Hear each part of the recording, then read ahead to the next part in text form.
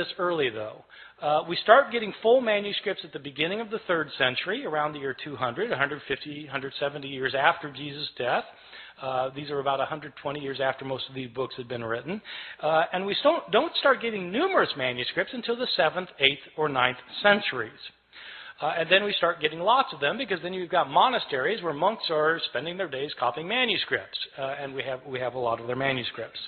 And so 5,700 manuscripts, some of them going back into the 2nd century, none of them being the originals, or within even within a few years of the originals. So with all of these differences, with all of these manuscripts, how many differences are there?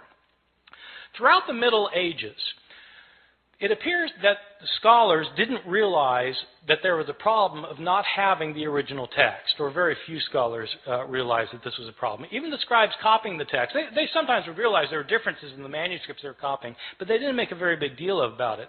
The first time somebody made a really big deal about this was exactly 300 years ago this year, in the year 1707.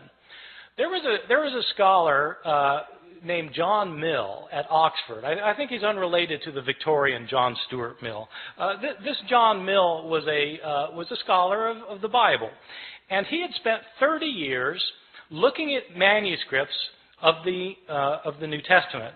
Now, this is obviously after the invention of printing, and printers have to decide what text they're going to print, and the problem is they've got manuscripts that have differences among them. And so how does the printer decide which manuscript to print? Well, it's a problem. That's when they started realizing that this was an issue. Well, John Mill wanted to produce a printed edition of the Greek New Testament.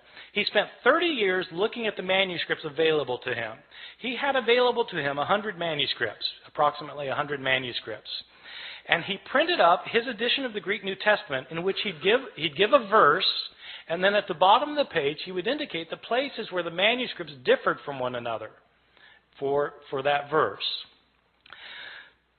To the shock and dismay of many of his readers, when John Mill produced his edition of the Greek New Testament, it included an apparatus at the bottom of the page that cited 30,000 places where the manuscripts differed from one another. 30,000 places where there were manuscript variations among the manuscripts that he had discovered. And the striking thing is, John Mill didn't give all of the differences he found. He only cited the differences that he thought were significant. Some of his detractors claimed that John Mill was working to render the text of Scripture uncertain. His supporters pointed out that he didn't create these differences. He simply noticed that they exist. So what do we know today about the numbers of mistakes in our manuscripts? Well, Mill looked at 100 manuscripts, and now we have 5,700 manuscripts.